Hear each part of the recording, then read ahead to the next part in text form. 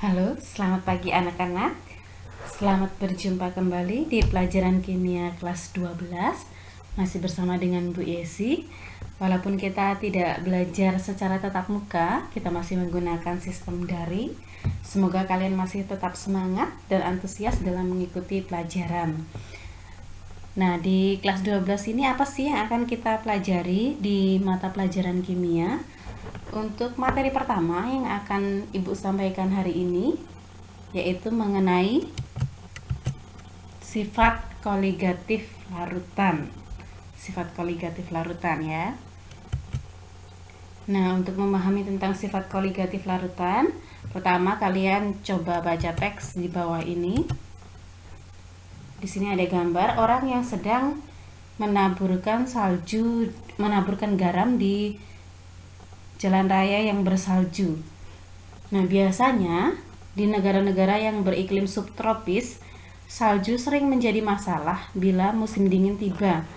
Salju yang menumpuk di jalan raya itu bisa menghambat laju kendaraan dan menyebabkan tergelincir. Lalu bagaimana cara mengatasinya atau solusinya? Karena salju itu kan pasti akan turun terus sepanjang musim dingin. Maka biasanya negara-negara itu akan menaburi tumpukan salju di jalan raya itu dengan garam NaCl dan CaCl2. Nah, penambahan garam ini bisa menurunkan titik beku air dan menyebabkan salju mencair. Nah, kok bisa demikian? Kenapa garam ini kok bisa malah membuat salju itu mencair? Nah, ternyata prinsip ini sesuai dengan penurunan titik beku larutan yang merupakan salah satu jenis sifat koligatif larutan yang akan kita pelajari hari ini. Nah, selanjutnya, apa sih yang dimaksud dengan sifat koligatif larutan? Sifat koligatif larutan itu adalah sifat-sifat larutan yang tidak tergantung pada jenis zat terlarut, tetapi hanya pada konsentrasi partikel terlarutnya. Jadi tidak peduli mau yang dimasukkan itu urea atau garam atau gula, itu tidak mempengaruhi sifat koligatif ini. Yang mempengaruhi adalah konsentrasi dari partikel zat terlarutnya. Next. Nah, tadi contoh yang di atas itu kan tentang penurunan titik beku. Selain penurunan titik beku, ada juga beberapa jenis sifat koligatif larutan yang lainnya. Yang pertama yaitu penurunan tekanan uap, kenaikan titik didih, penurunan titik beku, dan tekanan osmosis. Mungkin kalian pernah dengar istilah ini ya, tekanan osmosis di materi biologi di SMP. Biasanya ada osmosis dan difusi. Nah, nanti di mata pelajaran kimia kita juga akan belajar tentang osmosis ini. Next. Nah, kita kan mempelajari sifat koligatif larutan. Maka kita harus tahu dulu larutan itu apa. Larutan itu terdiri atas dua komponen. Yang pertama adalah zat terlarut, yang kedua adalah pelarut. Contohnya, nah di sini ada gambar larutan gula di dalam air yang kalau dilihat secara mikroskopik, di sini ada bulatan-bulatan kecil. Yang warna merah itu adalah gula, lalu yang putih itu adalah air. Nah, yang lebih banyak yang mana ini? Gula atau air? Yang merah atau yang putih? Yang lebih banyak yang putih ya. Maka yang putih ini, air ini disebut sebagai pelarut, yang merah disebut sebagai zat terlarut. Maka dalam larutan gula, zat terlarutnya adalah gula, pelarutnya adalah air. Jadi pelarut itu biasanya lebih banyak daripada zat terlarut. Next. Nah, tadi sifat koligatif larutan itu kan tidak tergantung pada jenis tetapi pada konsentrasinya. Maka pada sifat koligatif larutan ini kita akan memakai 3 jenis satuan konsentrasi larutan. Yang pertama itu adalah molaritas, M besar. Ini sudah sering kalian bahas ya di kelas 10 dan kelas 11 kita biasanya pakai satuan ini. Diingat-ingat lagi, dibuka lagi catatannya. Nah, yang belum pernah kita bahas ini molalitas dan fraksi mol. Nah, dua satuan konsentrasi ini yang akan kita bahas hari ini. Molalitas itu pakai M kecil atau molal, lalu fraksi mol itu pakai simbol X besar. Nah, kita bahas dulu yang pertama. Kalian perhatikan teks di bawah ini. Randi membuat larutan gula dengan MR 342 di laboratorium dengan menambahkan 342 gram gula pasir ke dalam 1 kg air. Ternyata larutan yang dihasilkan itu mempunyai konsentrasi 1 molar. Nah, di sini ciri khasnya, lihat di situ ada 1 kg air. Biasanya kita kalau air pakai satuan apa? Yang sering dipakai kan mililiter atau liter. Nah, kalau molal ternyata pakainya kilogram. Kita pakai satuan massa. Nah, jadi sebenarnya molalitas itu apa? Dan bagaimana cara kita untuk bisa menentukan satuan molalitas? Maka perhatikan penjelasan di bawah ini. Molalitas itu menyatakan jumlah mol zat terlarut dalam 1 kg. 1 kg, ingat ada 1000 gram pelarut. Nah, satuannya adalah molal atau mol per kilogram. Maka kita bisa tuliskan dalam persamaan, molal itu sama dengan N per P. Dengan keterangan M itu adalah molalitas larutan dengan satuan mol per kilogram, atau mol kali kilogram pangkat min 1. Lalu N itu adalah jumlah mol zat terlarut, satuannya adalah mol. Lalu P itu adalah massa pelarut, satuannya kilogram. Nah, di sini bedanya dengan molaritas ya. Kalau molaritas biasanya kita pakainya volume dengan satuan liter. Nah, kalau molalitas pakai L, kita pakai satuannya adalah kilogram untuk pelarutnya. Nah, contohnya kita perhatikan ya. Lina membuat larutan urea dengan mencampurkan 3 gram urea. Rumus urea adalah CONH2 2 kali dan 200 gram air. Berapakah molalitas larutan urea yang dihasilkan? MR urea adalah 60. Maka langkah pertama kita tulis dulu yang diketahui di soal. Yang diketahui di soal ada massa urea 3 gram, lalu massa air itu adalah 200 gram. Nah, tadi kan massa pelarutnya dalam satuan kilogram.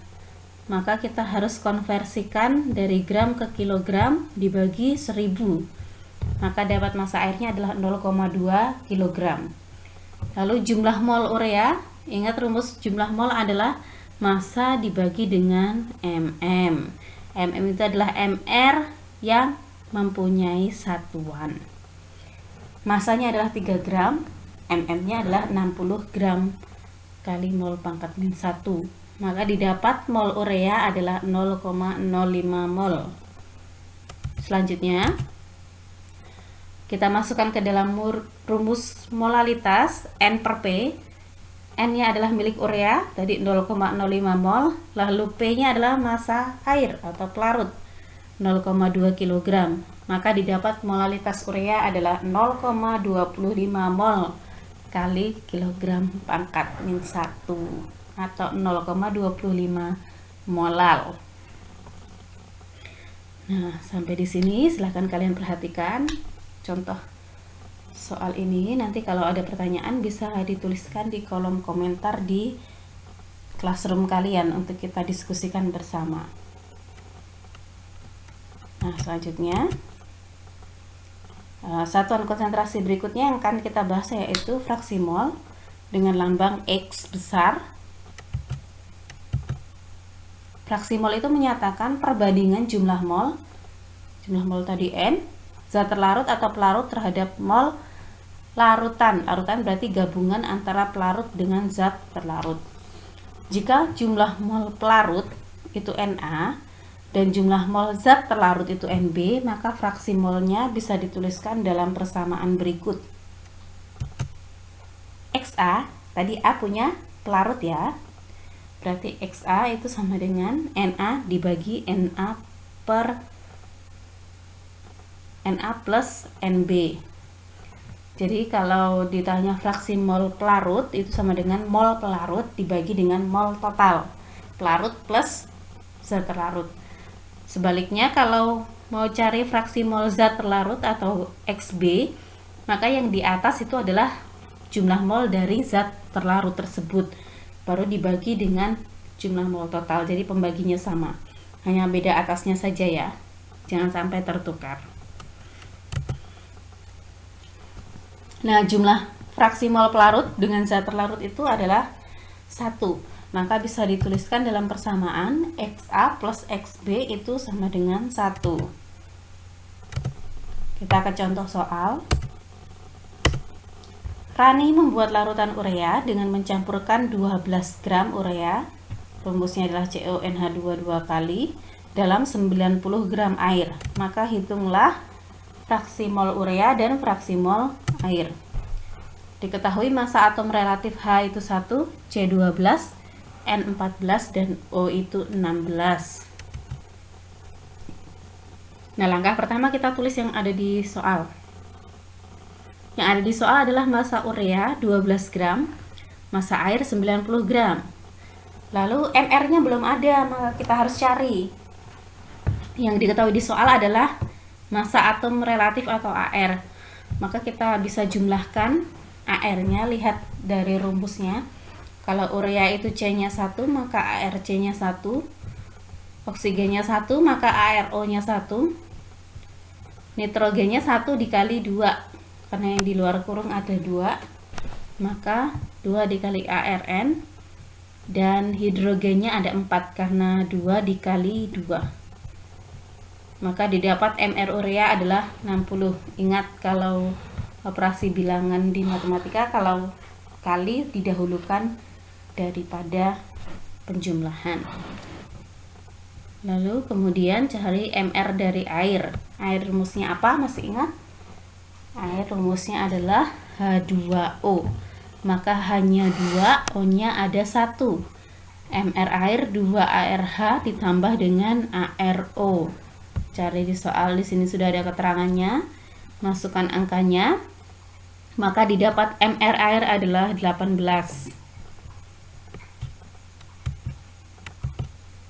Nah, selanjutnya kita cari jumlah mol masing-masing, mol urea dan mol air.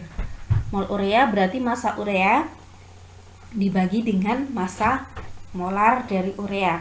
12 bagi dengan 60, maka didapat 0,2 mol. Sedangkan mol air 90 gram dibagi dengan 18, maka didapat 5 mol. Jadi fraksi mol urea itu adalah jumlah mol urea tadi 0,2 dibagi dengan mol total 5 plus 0,2, maka didapat fraksi mol urea adalah 0,0385. Tidak pakai satuan ya, karena mol dibagi mol itu habis, tidak pakai satuan untuk fraksi mol.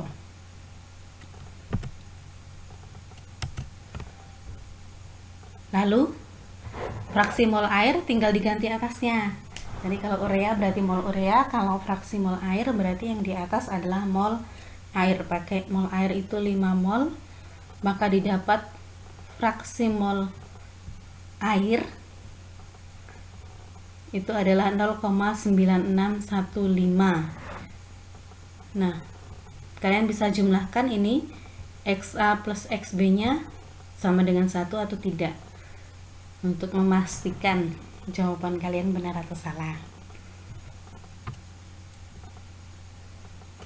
Nah, silahkan kalian perhatikan. Kalau ada pertanyaan nanti bisa dituliskan di kolom komentar. Nah, akhirnya kita sampai di kesimpulan. Kesimpulan kita hari ini yang pertama, sifat koligatif larutan, yaitu sifat yang tidak tergantung pada jenis zat terlarut tetapi pada konsentrasi partikel terlarutnya. Nah, tadi karena kita hanya bergantung pada konsentrasi partikel, maka kita harus mempelajari satuan konsentrasi. Yang sudah pernah kita pelajari molaritas, maka yang hari ini kita pelajari adalah molalitas. Jumlah mol zat terlarut dalam 1 kg pelarut. Lalu satuan konsentrasi berikutnya yang kita pelajari hari ini adalah fraksi mol. Perbandingan jumlah mol terhadap jumlah mol larutan. Bisa zat terlarut, bisa pelarut ya. Nah, itulah kesimpulan kita pada hari ini.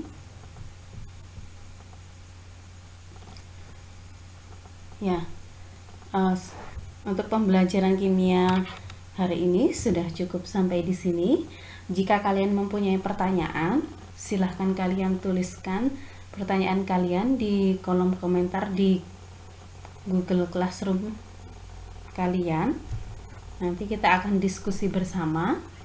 Lalu nanti di jam 11 Ibu akan memposting tugas atau latihan soal untuk dua materi yang kita bahas hari ini, yaitu molalitas dan fraksi mol. Silahkan dikerjakan di kertas dan langsung diupload di Google Classroom hari ini juga. Ibu tunggu sampai jam 12. Jadi kalau ada pertanyaan, kita masih ada waktu untuk diskusi sebelum tugasnya Ibu post. Nah, terima kasih atas perhatian kalian. Sampai jumpa lagi minggu depan dan tetap semangat. Selamat pagi.